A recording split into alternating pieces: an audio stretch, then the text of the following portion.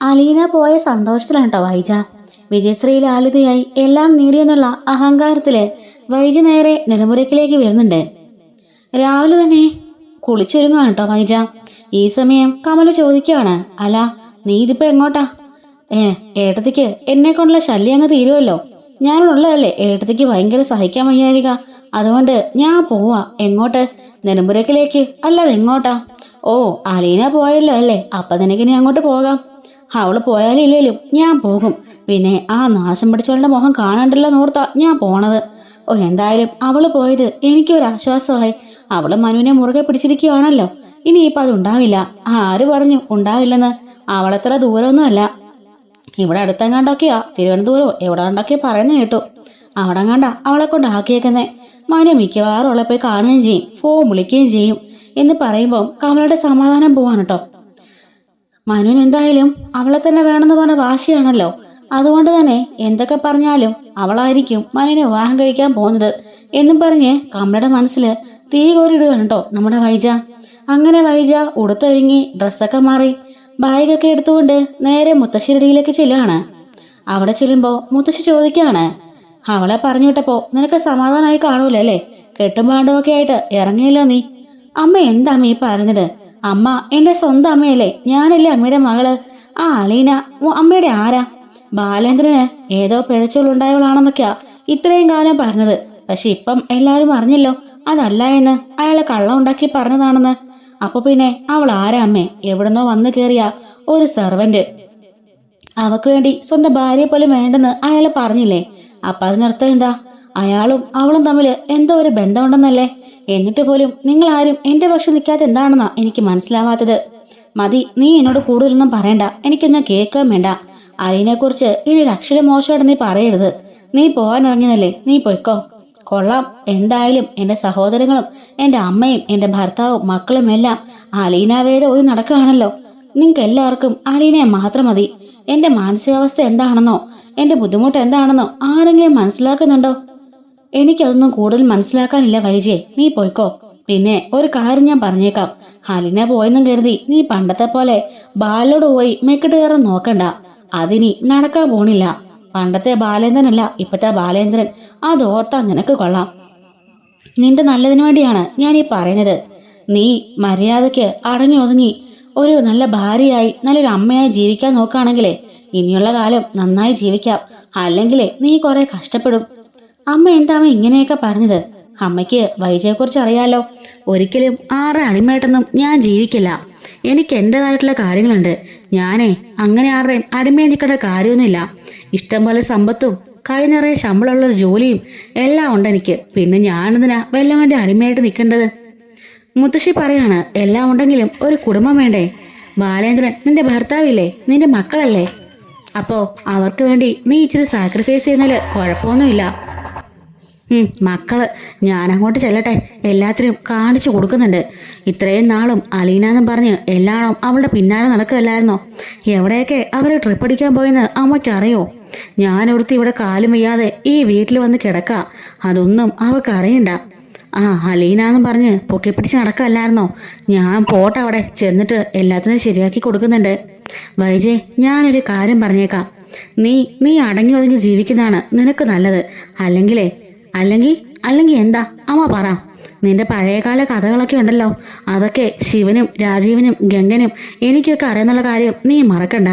ബാലേന്ദ്രന്റെ മക്കളും അറിയാൻ അധികം നേരം വേണ്ട. അമ്മ എന്താമ്മേ എന്നെ ഭീഷണിപ്പെടുത്താണോ? ഞാൻ നന്നായി നടന്നില്ലെങ്കിൽ ഈ കാര്യമൊക്കെ പോയി ബാലിനോട് പറയുന്നതാണോ? ബാലിനോട് പറയുന്നൊന്നുമല്ല. പിന്നെ നിന്നെ സൂക്ഷിച്ചാൽ കൊള്ളാം. അമ്മ എന്താമ്മേ അങ്ങനെ പറഞ്ഞത്? ഞാൻ പറഞ്ഞല്ലോ, നീ പോവാൻ ഇറങ്ങിയതാണെങ്കിൽ പോവാൻ നോക്ക്. നിനക്ക് പണ്ട് സംഭവിച്ച അബദ്ധങ്ങളെ ഒന്ന് ഓർത്തു നോക്കിയാ നിനക്ക് കൊള്ളാം. അത് അറിഞ്ഞിട്ട് വേണം നീ അഹങ്കരിക്കാനായിട്ട്. നിന്റെ ഭാഗത്ത് തെറ്റില്ലെങ്കിൽ നീ ബാലിനെ പറഞ്ഞതിൽ ഒരർത്ഥമുണ്ട്. എല്ലാം ചെയ്തു കൂട്ടിയിട്ട് ബാലിനെ എന്തിനാടി നീ കുറ്റം പറഞ്ഞത് എന്ന് ചോദിക്കാൻ കേട്ടോ. അങ്ങനെ ഒന്നും രണ്ടും പറഞ്ഞ് അമ്മയും മകളുമായിട്ട് ശരിക്കും അടിയാവുന്നുണ്ട്. അപ്പോഴേക്കും പുറത്ത് വൈജ വിളിച്ച ടാക്സി കാർ വന്ന് ഓണടിക്കുന്നുണ്ട്. കമല പറയാണ്, വൈജയ് നിന്റെ കാർ വന്നു എന്ന് പറയുന്നുണ്ട് കേട്ടോ. ശിവനും രാജീവനും ഒക്കെ ഈ സമയം ഗൾഫിലേക്ക് പോയിരിക്കുകയാണ് കേട്ടോ. അങ്ങനെ വൈജ അവിടുന്ന് അവളുടെ ബാഗൊക്കെ എടുത്തുകൊണ്ട് നേരെ കാറിനടുത്തേക്ക് ചെല്ലുന്നുണ്ട്. അയാളെ കൊണ്ടും 2 ലഗേജ് എടുപ്പിക്കുകയാണ്. അങ്ങനെ എല്ലാം എടുത്തുകൊണ്ട് വൈജി അവിടുന്ന് കാറിൽ കയറി പോന്നു കാണുമ്പം കമലയ്ക്ക് ആശ്വാസമാകുന്നുണ്ട്. ഹോ ശല്യം പോയി കിട്ടി എന്നും പറഞ്ഞുകൊണ്ട് കമലകത്തേക്ക് കയറി പോകുന്നുണ്ട്. അങ്ങനെ വൈജ നേരെ നിലമ്പൂരിലേക്ക് ചെന്ന് കയറാണ് കേട്ടോ. ഈ സമയം കൃഷ്ണയും അതുപോലെ ബബിതയും രോഹിയും കൂടി സിറ്റ് ഔട്ടിലിരുന്ന് ചായ കുടിച്ചുകൊണ്ട് 3 പേരും വർത്താനമൊക്കെ പറഞ്ഞുകൊണ്ടിരിക്കുകയാണ്. അലീന വരുന്നതിന് മുമ്പേ അങ്ങനെ ഒരു സംഭവം പോലും ഇല്ലായിരുന്നു കേട്ടോ. ബബിത ഒരു ഫോണും കൊണ്ട് ഒരു മുറിയില്, കൃഷ്ണ പഠിച്ചുകൊണ്ട് ഏതെങ്കിലും ഒരു മുറിയിൽ, അതുപോലെ രോഹിത് ആണെങ്കിലോ ഫോണും ലാപ്ടോപ്പും ചാറ്റിങ്ങും ഒക്കെ ആയിട്ട് മറ്റൊരു മുറിയിൽ.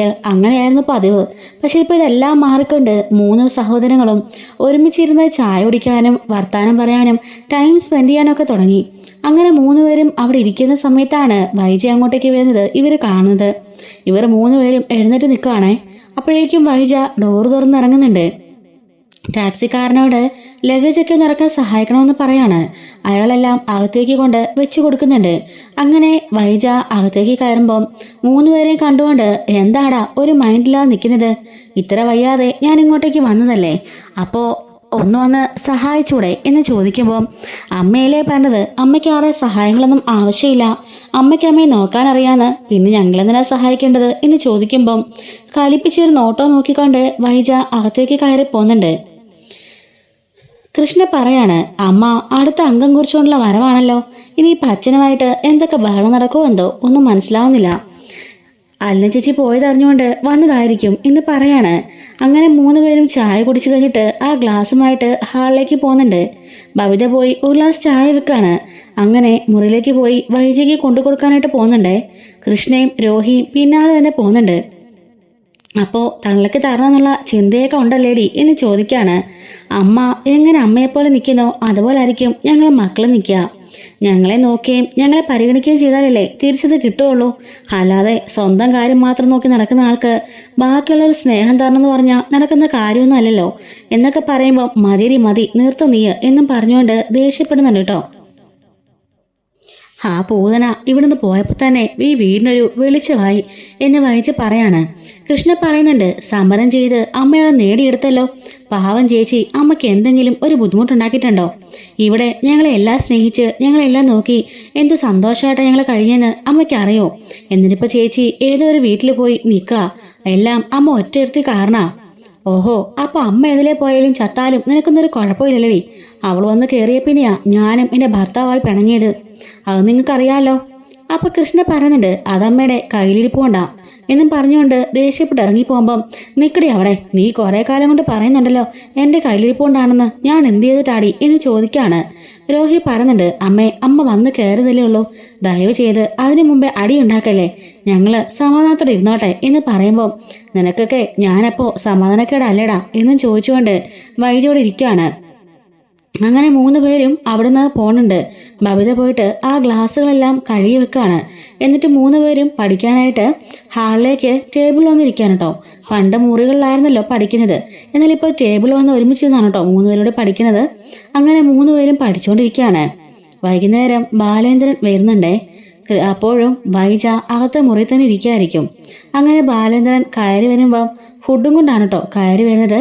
അന്ന് രാത്രിയിൽ 3 പേർക്കും പഠിക്കാനൊക്കെ ഉണ്ടെന്ന് പറഞ്ഞതുകൊണ്ട് തന്നെ ബാലനോട് ഇവർ വിളിച്ച ഫുഡിന് നേരത്തെ തന്നെ പറഞ്ഞിട്ടുണ്ടായിരുന്നു. അതുകൊണ്ട് ബാലൻ ഫുഡും കൊണ്ടാണ് വന്നത്. അപ്പോൾ ബാലനാണെങ്കിൽ ഇതും കൊണ്ട് കയറി വന്നിട്ട്, ദേമക്കളെ ഫുഡ് പഠിച്ചു കഴിഞ്ഞോ എന്ന് ചോദിക്കുമ്പം ഇല്ലച്ചാ കുറച്ചുകൂടി തീരാനുണ്ടെന്ന് 3 പേരും പറയുന്നുണ്ട്. ഇങ്ങനെ 3 പേരെയും കാണുമ്പം എന്തൊരു സന്തോഷം എന്നറിയോ? പണ്ട് 3 പേരും ഓരോ മുറികളിൽ കയറി ഇരിക്കായിരുന്നു.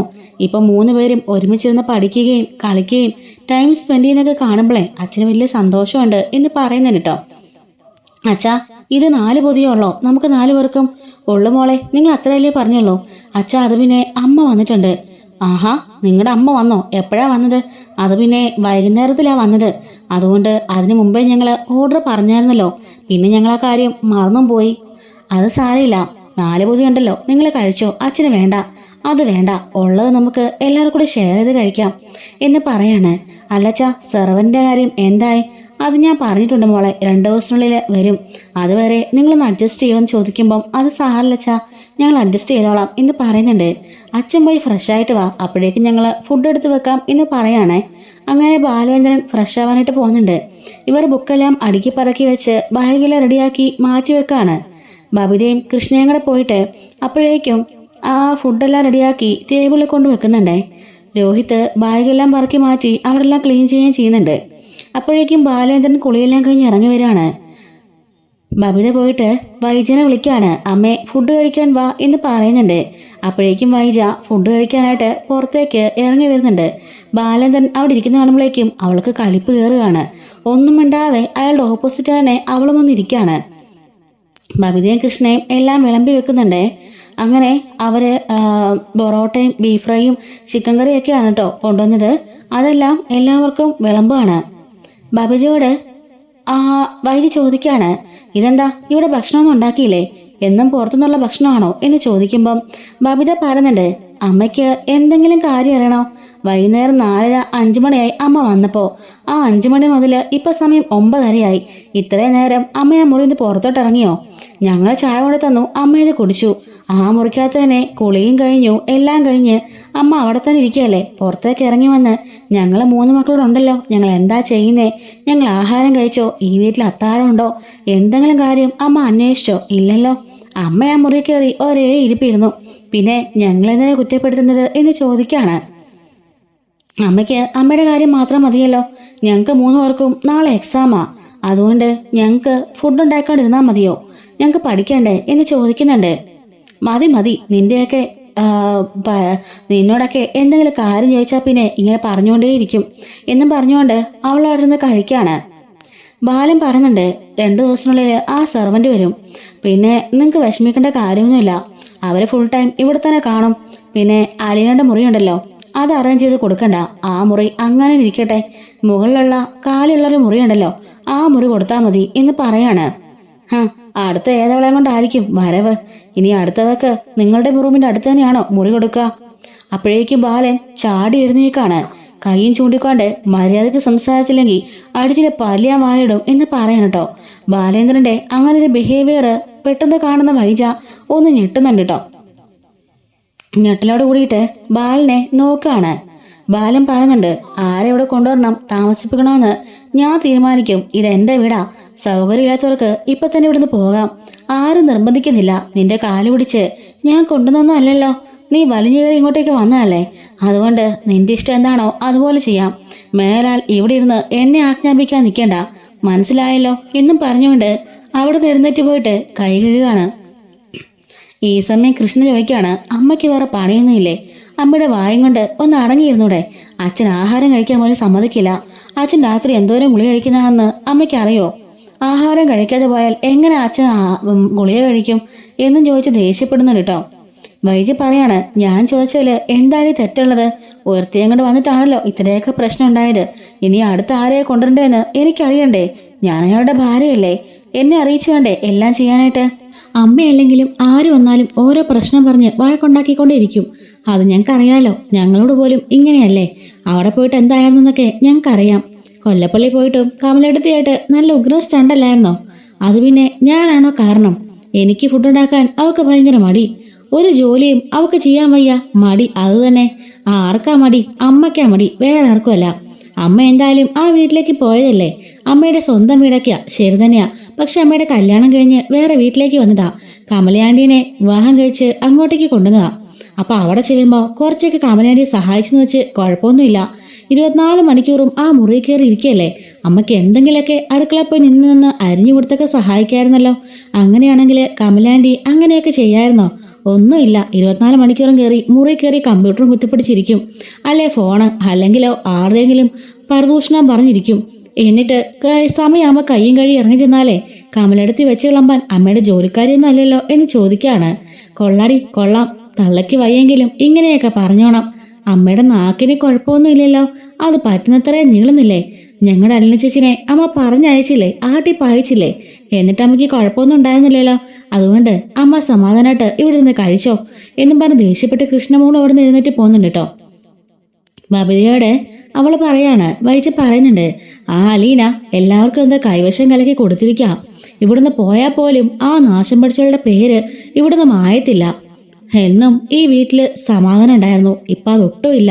അവൾ വന്നിട്ട് പോയതിനു ശേഷം ഈ വീട്ടിലെ സമാധാനം എന്താണെന്ന് ആരും അറിഞ്ഞിട്ടുമില്ല എന്നൊക്കെ പറഞ്ഞുകൊണ്ട് വൈജ അവിടെ കിടന്ന് ദേഷ്യപ്പെടുന്നുണ്ട് കേട്ടോ.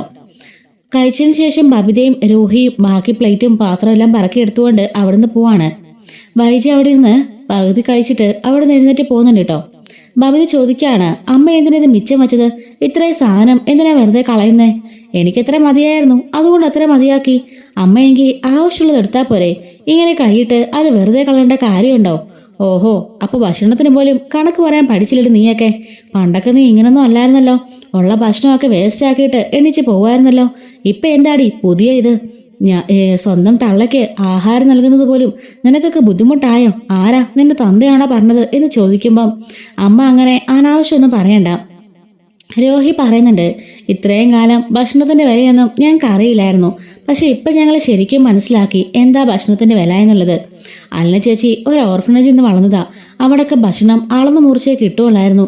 ഇഷ്ടമുള്ളതൊന്നും അവർക്ക് കിട്ടിയിരുന്നില്ല. അപ്പോൾ നമുക്കൊക്കെ ഇഷ്ടമുള്ളതൊക്കെ വേണ്ടുവോളം ഉണ്ട്.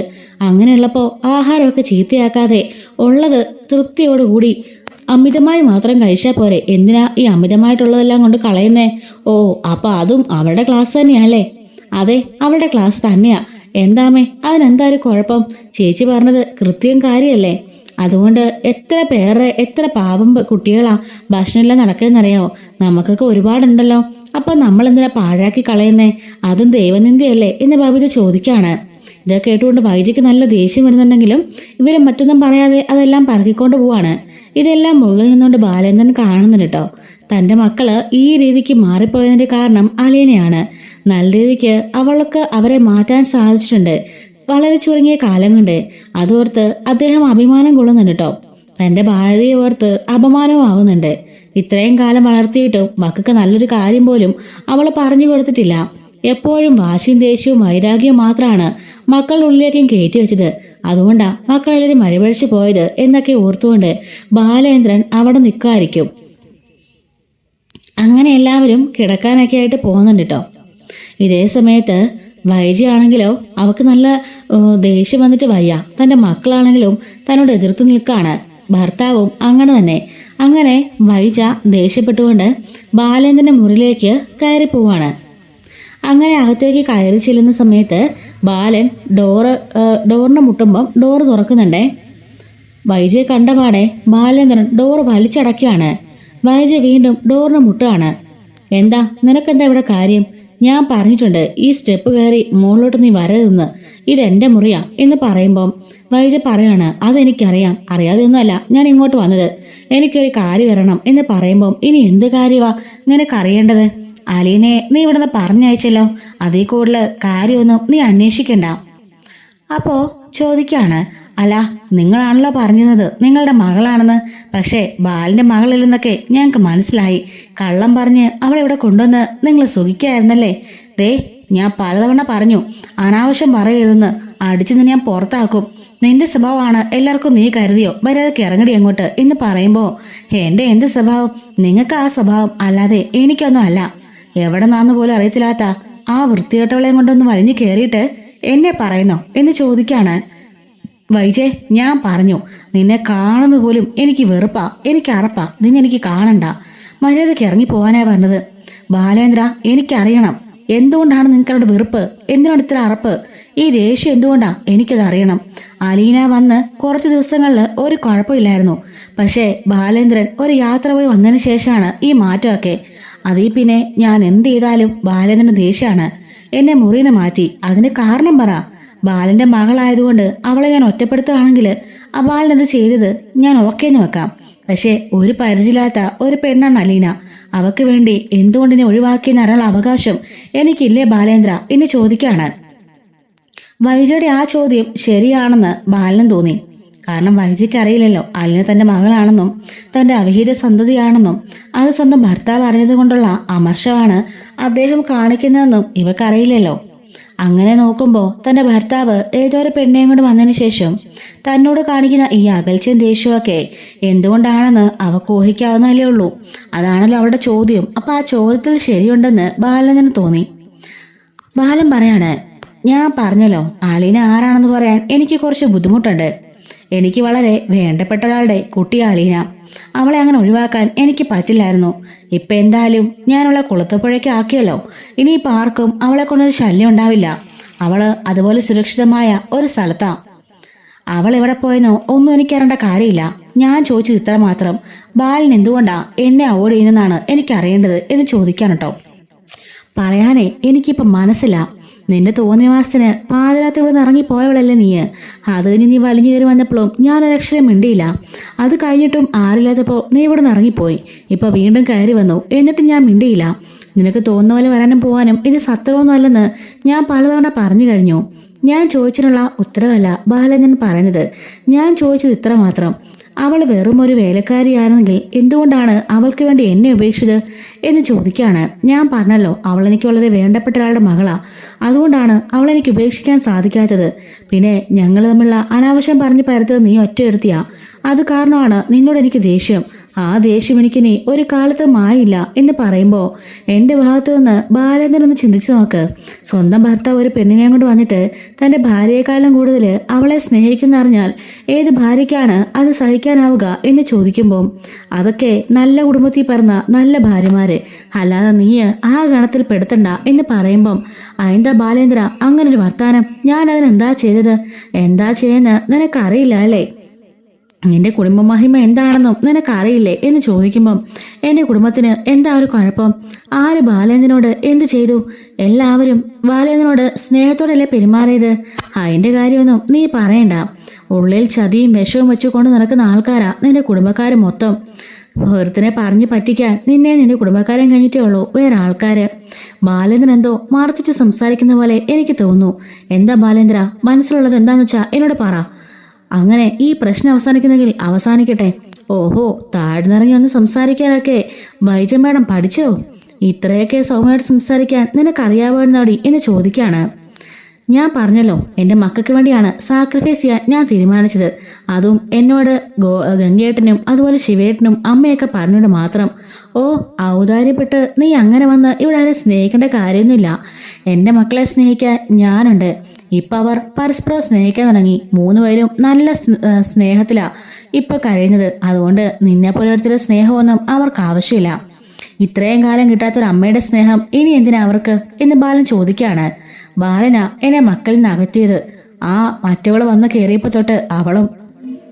അപ്പോ ബാലേന്ദ്രൻ പറയാണ്, മതി, മര്യാദയ്ക്ക് ഇവിടുന്ന് പോകുന്നതായിരിക്കും നിനക്ക് നല്ലത്. എനിക്കൊന്നും പറയാനില്ല. ഞാൻ പറഞ്ഞല്ലോ, അലീന പോയി. ഇനി അവളെ കൊണ്ടുള്ള ശല്യമൊന്നും നിനക്കുണ്ടാവില്ല. നിനക്കിനി ഇവിടെ സന്തോഷമായിട്ട് സുഖിച്ച് ജീവിക്കാം. നിനക്ക് വേണ്ടത് അതാണല്ലോ.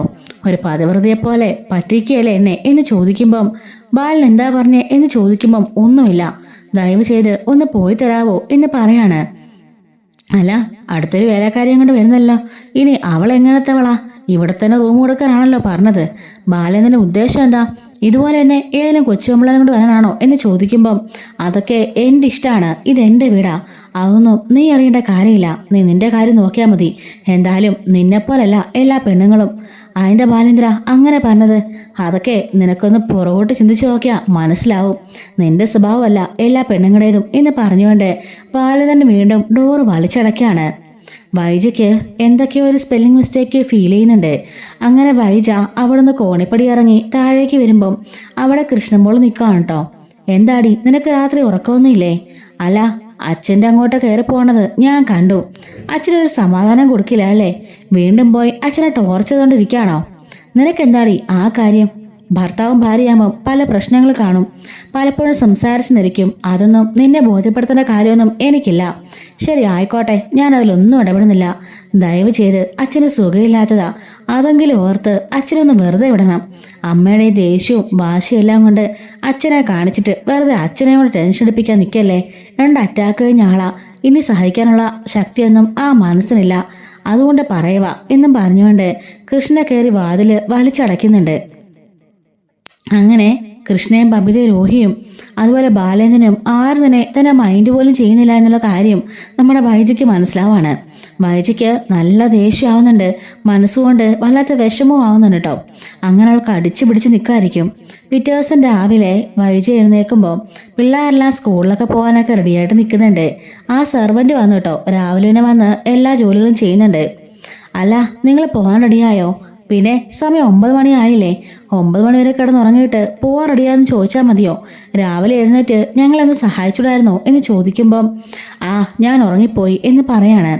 അടുക്കളയിലേക്ക് പോകാനിരുമ്പോഴേക്കും അവിടെ പുതിയൊരു സർവന്റ് നിൽക്കുകയെന്ന് വൈജ കാണുന്നുണ്ട്.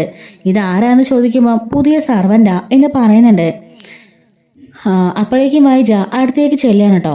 ഏകദേശം ഒരു 10-40 വയസ്സ് പ്രായം തോന്നിക്കുന്ന വൈജയുടെയൊക്കെ പ്രായമുള്ള ഒരു സ്ത്രീ ആയിരിക്കും. അവളെ പോയി നോക്കിയിട്ട് എന്താ നിന്റെ പേര് എന്ന് ചോദിക്കാണ്. എവിടെയാ സ്ഥലം, നേരത്തെ ജോലി ചെയ്തത്, എത്ര എക്സ്പീരിയൻസ് ഉണ്ട് എന്നൊക്കെ ചോദിക്കാണ് കേട്ടോ. ഞാൻ സാറിനോട് എല്ലാം പറഞ്ഞായിരുന്നു മാഡം എന്ന് പറയുമ്പം സാറിനോട് മാത്രമല്ല ഈ വീടിന്റെ ചുമതല എനിക്കൂടെയാ. ഞാൻ ഈ വീടിന്റെ അയാളുടെ ഭാര്യയാ, അപ്പൊ എനിക്കും അവകാശമുണ്ട് എന്നും പറഞ്ഞുകൊണ്ട് അവിടെ നിന്ന് തിരിഞ്ഞ് പിള്ളേരുടെ അടുത്തേക്ക് വരികയാണ്. അമ്മയ്ക്ക് എന്തിന്റെ കേടാ? ആദ്യം തന്നെ പോയി ക്വസ്റ്റ്യൻ ചെയ്ത് അവരുടെ വായിന്ന് നല്ലത് കിട്ടിയില്ലേ? അത് പിന്നെ എനിക്കറിയണ്ടേ എൻ്റെ വീട്ടിൽ ഒന്ന് സർവന നിൽക്കുന്നവളുടെ യോഗ്യത എന്താണെന്ന്? ഇത്രയും പ്രായക്കുറവുള്ളവളെയൊക്കെ നിർത്തേണ്ട കാര്യമുണ്ടോ? ഒരു 50 വയസ്സൊക്കെയുള്ള ഒരാളെ നിർത്തിയാൽ പോരായിരുന്നോ? എങ്കിൽ അമ്മ ചെന്ന് അന്വേഷിച്ച് കണ്ടുപിടിക്ക്. 50 വയസ്സ് 55 വയസ്സൊക്കെ ഉള്ളവര് ഇച്ചിരി പ്രായക്കൂടുള്ളവരല്ലേ, അവരെ കൊണ്ട് ഇത്രയും വലിയ വീടൊക്കെ മെയിൻറ്റെയിൻ ചെയ്തുകൊണ്ട് പോകാൻ പറ്റുമോ? അമ്മയ്ക്ക് ഇത്രയ്ക്ക് ബോധമില്ലേ എന്ന് കൃഷ്ണൻ ചോദിക്കാണ്. ഇതിനു മുമ്പും അങ്ങനത്തെവരൊക്കെ നിന്നിട്ടുണ്ടല്ലോ. അങ്ങനത്തെവരൊക്കെ നിന്നപ്പോൾ ഈ വീടിന്റെ അവസ്ഥ എന്തായിരുന്നെന്ന് അമ്മയ്ക്ക് അറിയാമായിരുന്നല്ലോ. പിന്നെ എന്തിനാ അമ്മ വെറുതെ അമ്മ ഇങ്ങനെ കിടന്ന് വാശി പിടിക്കുന്നത്? അമ്മയ്ക്ക് അമ്മയുടെ കാര്യം നോക്കി ഇരുന്നൂടെ എന്ന് ചോദിക്കാണ്. ബബിത പറയാണ്, അല്ല ഇനി അടുത്ത് ഇറങ്ങിപ്പോക്കോ വല്ലതും ഉണ്ടെങ്കിലേ ഒന്ന് പറഞ്ഞേക്കണേ. വന്ന് തിരക്കി അന്വേഷിക്കാനൊന്നും ഞങ്ങൾക്ക് വയ്യ, തിരക്കി വരാനും വയ്യ. പോകുന്നുണ്ടെങ്കിൽ അമ്മയുടെ ഇഷ്ടം എന്നും പറയുമ്പോഴേക്കും ഓഹോ കൊള്ളാലോടി, അപ്പൊ ഞാനിവിടുന്ന് പോയാൽ മതി എന്നും പറഞ്ഞിരിക്കുകയല്ലേ എല്ലാവരും. അമ്മയുടെ സ്വഭാവം അങ്ങനെയല്ലേ, എത്രാമത്തെ ഇറക്കിപ്പോക്കാ, അതുകൊണ്ടല്ലേ അങ്ങനെ പറയേണ്ടി വന്നത് എന്നും പറഞ്ഞ് കൃഷ്ണയും ബബിതയും രോഹിത്തും കൂടി പോകാനായിട്ട് ഇറങ്ങാൻ കേട്ടോ. അങ്ങനെ 3 പേരും അവിടുന്ന് പോകുന്നുണ്ട്. അങ്ങനെ ബാലേന്ദ്രൻ താഴേക്ക് ഇറങ്ങി വന്നിട്ട് സുമതി ഭക്ഷണം റെഡിയായില്ലേ എന്ന് ചോദിക്കുമ്പം റെഡിയായി സാർ എന്ന് പറയുന്നുണ്ട് കേട്ടോ. അങ്ങോട്ടേക്ക് കൊണ്ടുവന്നിട്ട് ഭക്ഷണം വിളമ്പി കൊടുക്കുകയാണ്. ഉച്ചക്കത്തേന് ഊണ് കഴിക്കാൻ ഞാൻ വരില്ല, പിന്നെ കുട്ടികളും വരില്ല, കുട്ടികൾക്കുള്ളതെല്ലാം കൊടുത്തു വിട്ടല്ലോ അല്ലേ, ലഞ്ചൊക്കെ പാക്ക് ചെയ്ത് കൊടുത്തു വിട്ടു എന്ന് പറയുന്നുണ്ട്. വൈകുന്നേരം 4 മണിയൊക്കെ ആകുമ്പോഴേക്കും അവർ വരും. അപ്പോഴേക്കും അവർക്കുള്ള ചായയൊക്കെ റെഡിയാക്കി വെച്ചേക്കണം. പിന്നെ വീടും പരിസരവും ഇപ്പം കിടക്കുന്ന അങ്ങനെയെന്ന് കണ്ടല്ലോ, അതുപോലെ തന്നെ പക്കായിട്ട് എപ്പോഴും ക്ലീൻ ചെയ്തിടണം. മുറ്റവും അങ്ങനെ തന്നെ. സാലറിയുടെ കാര്യത്തിലൊന്നും ഒരു ടെൻഷനും വേണ്ട, അതെല്ലാം പക്കായിട്ട് ചെല്ലും. പക്ഷെ വീടും ബാക്കിയുള്ള എല്ലാം അതുപോലെ നോക്കണം. പിന്നെ പ്രത്യേക ഒരു കാര്യം, ഞാനല്ലാതെ വേറെ ആര് തന്നെ ഭരിക്കാൻ വന്നാലും നല്ല മറുപടി കൊടുത്തോണം. കാരണം പൈസ തരുന്നത് ഞാനാ. എൻ്റെ ഒരു ഇതിൻ്റെ പേരിലാണ് താങ്കളെ അവിടുന്ന് വിട്ടു തന്നത്. നിങ്ങൾക്ക് അസോസിയേഷനും മറ്റു കാര്യങ്ങളെല്ലാം ഉണ്ടല്ലോ, അവിടുന്ന് പ്രത്യേക റെക്കമെൻഡ് ചെയ്താൽ തന്നെ എനിക്ക് ഇവിടേക്ക് കൊണ്ടുവന്നത്. അതുകൊണ്ട് ഞാൻ പറഞ്ഞ കാര്യങ്ങൾ മാത്രം അനുസരിച്ചാൽ മതി. ഇവിടെ വേറെ ആരും പറഞ്ഞത് താൻ അനുസരിക്കേണ്ട ആവശ്യമില്ല. കുട്ടികൾ പറഞ്ഞെല്ലാം കേൾക്കണം, അവർക്ക് ആവശ്യമുള്ളതെല്ലാം ചെയ്തു കൊടുക്കണം, അത് മാത്രം മതി. മനസ്സിലായല്ലോ എന്ന് പറയുമ്പോൾ മനസ്സിലായി സാർ എന്ന് പറയാണ്. വൈജിക്ക് അത് മനസ്സിലാവുന്നുണ്ട്, തനിക്കിട്ടൊന്ന് കൊള്ളിച്ച് പറഞ്ഞതാണെന്ന്. അതുപോലെ വേലക്കാട് ഉപയോഗിച്ച് തന്നെ കൊച്ചാക്കിയതുപോലെ വൈജിക്ക് മനസ്സിലാവുകയാണ് കേട്ടോ. അങ്ങനെ വൈജിക്ക് അത് ഒന്നാമത് ആ പെണ്ണോട് ദേഷ്യമായിരുന്നു, ഇപ്പോൾ ഒന്നുകൂടെ ദേഷ്യമായിട്ടോ. ബാലേന്ദ്രൻ അങ്ങനെ കൈയും കഴുകിയിട്ട് പുറത്തേക്ക് ഇറങ്ങി പോവാണ്. ആ സ്ത്രീ പോയി ഡോർ ലോക്ക് ചെയ്യുമ്പോഴേക്കും അങ്ങോട്ടേക്ക് വൈജ വരുന്നുണ്ട് കേട്ടോ. അയാൾ പറഞ്ഞതൊന്നും കൂടുതൽ കാര്യമാക്കാൻ നിൽക്കണ്ട, ഞാൻ എന്ത് പറയുന്നോ അതനുസരിച്ചാൽ മതി. സോറി മാഡം, ആ സാറാണ് എനിക്ക് കാശും തന്ന് എഗ്രിമെന്റ് സൈൻ ചെയ്ത് എന്നെ ഇങ്ങോട്ടേക്ക് കൊണ്ടുവന്നത്. അതുകൊണ്ട് അവര് പറഞ്ഞത് എനിക്ക് കേൾക്കാൻ പറ്റുള്ളൂ. അദ്ദേഹം പറഞ്ഞത് മാഡം കേട്ടതാണല്ലോ, മറ്റാരും പറഞ്ഞത് അനുസരിക്കണ്ട എന്ന്. അതുകൊണ്ട് ദയവ് ചെയ്ത് എന്നെ ശല്യപ്പെടുത്തരുത്. എന്തെങ്കിലും വേണമെങ്കിൽ പറഞ്ഞാൽ മതി, ഞാൻ ചെയ്തു തരാം.